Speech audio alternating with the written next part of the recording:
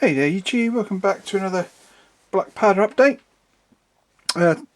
This morning, I managed to finish my next battalion, and these chaps are the 3rd Battalion of the 34th, and this actually completes the 1st Regiment of the 10th Infantry Division,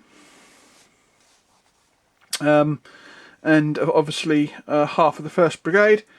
And yeah, let's start off with the blurb. I'll zoom in a little bit. The light here is dying. I did actually pre-record a first version of this video this morning, and it's a lot brighter.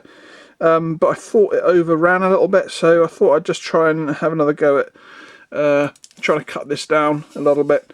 So let's start off with giving you the blurb. So these chaps are the as I said, the 3rd Battalion of the 34th Regiment de Ligne, 1st Brigade, 10th Infantry Division, 3rd Corps, and they're commanded by a Chef de Battalion, Antoine Nicolas Costeau.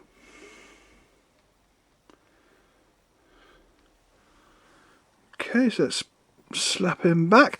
Now these chaps are made up with a massive mixture of figure companies. We have, for the majority of the troops, Plastic Warlord late Napoleonics with the Greatcoats.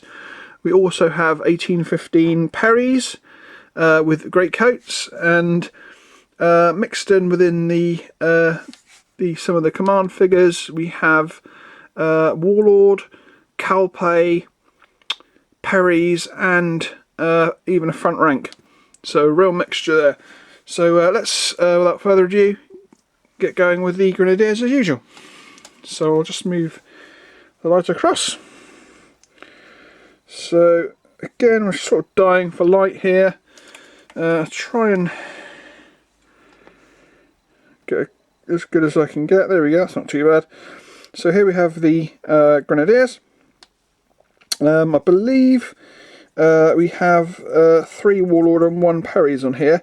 Now the reason you can tell Perrys is because the Warlord chaps, the Grenadiers especially, don't have anything on their backpacks, where the Perrys guys, I think they have 3 backpacks, of which I think 2 have got things on and 1's blank. Especially for the Grenadier figures, because obviously they've got the sober briquet added. But yeah, that's the Grenadiers, and I painted these guys first, along with the Voltigeurs. So I always start my battalions by painting the Voltigeurs and the Grenadiers up first. So that's sort of, starting off with a group of 8. I then sort of cut it down to 2 groups of 6, and then finally the command of 4 at the end. So that's the Grenadiers. Obviously I decided to go with the khaki greatcoats again.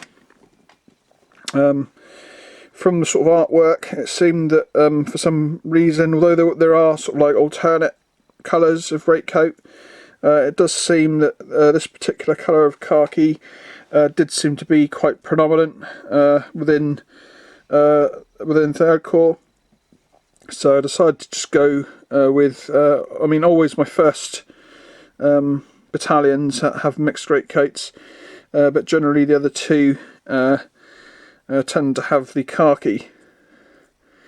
I think it's a really nice colour actually, and as you can see, we even have a couple of guys, or at least 1 guy, 2 guys with the alternate khaki trousers too, or the breeches. So yeah, that's the 4th company. And figures wise, these are all Perrys from the 1815 box set. So you can see here that these chaps also have an option of a clear backpack, and a couple with the same backpack with these spare shoes on. So that's the 4th company. The Voltigeurs. So these chaps were given the option of blue trousers or blue breeches, and I've got to admit I am partial to voltigeurs in blue, so whenever I get the option to, I will give them blue trousers. And quite a simple shoulder design for these. It's all green with just a yellow stripe around the top, and an all yellow pom-pom on the shako. And I believe these guys are, again, it looks like we've got 3 or possibly 2 warlord guys.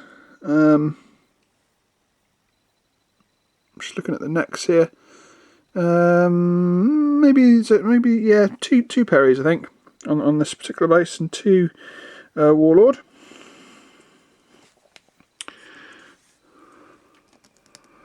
Then we'll go for I think these guys are the 2nd company, and they have the musician. Now he is a warlord metal musician from Warlord Command Pack, and we have I think we have 2 warlord and 1 Perry's plastics in the background. Looks like that guy's got some flock somehow stuck to him.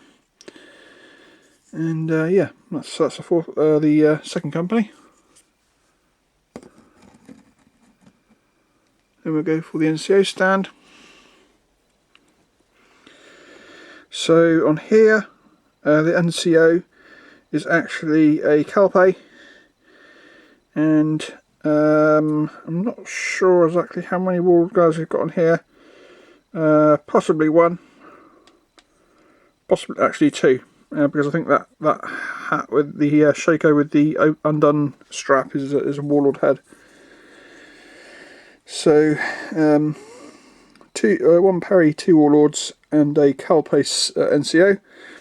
Now I chose this junior NCO for this particular stand. He's got the single stripe, and he's actually also got a service stripe as well. So he's like, he's obviously had sort of 5 years service, and yeah, he's quite young looking, so I thought that's sort of befitting. So he's kind of like a junior NCO. And then finally, the command group. Now this is a right mixture on here. We have the standard, the 3rd Battalion Fanion, being held by a Warlord Command Group metal holder. Now this chap has actually been promoted for bravery to a junior officer, which is something that they did actually do. And those guys in particular became the Fanion holders. But it's also possible that you get high-ranking NCOs also holding Fanion flags, because basically they were chosen for doing a extremely brave act. Some of them were also promoted, so it's it's not unknown that they'd have like a junior officer, because that's basically just he's come up from the ranks. And then behind him we have a Perry's metal officer from the Officer Command Pack, and I basically chose this guy because of his long coat. You don't actually find that many officers in Greatcoats, which is why I decided to use him. Then we have another Calpe NCO at the back here. Now this guy is a senior NCO, way senior. He's got quite a few years of service. He's got some 4 service stripes there, plus the 2 stripes to make him a sergeant, so he's like a sergeant chef. And finally we have the chef de battalion. Now this particular figure I did actually do a little bit of light conversion on. Basically the original figure was from front rank, and he looked really good on the picture, but when he came he was like really odd looking. He had a massively oversized shako, and he also had like a really odd looking sword, and I really didn't like him. But you know, I dug him out. He was kind of semi-base coated, because at one point I was going to use him and then changed my mind. So what I did was I snapped his shako off at the brim, and I replaced it with a plastic one. And I got rid of his sword hand and replaced it with one of the cavalry type sabres from the 1814 Perry's box set. And that went on a trait, and he looks a lot better now. A lot better, and I actually really do quite like him. And of course the other big bonus was that he's actually wearing a greatcoat too, so he fitted in perfectly with this particular battalion. So yeah, that's the command squad, and that's the end of this video. So I hope you enjoyed it. We're getting on pretty well with the project. I would say that we're possibly getting on for the halfway mark or so. There's basically there's 3 more regiments to this particular division. And they do actually all have 3 battalions, but the kind of bonus to that is the fact that the final division, the 11th, is actually made up of 4 regiments of 2 battalions. So hopefully that one will be a nice little easy way of finishing off the project by just doing 4 battalions instead of 8. Okay, so just before I go, another big thank you to a few more subscribers.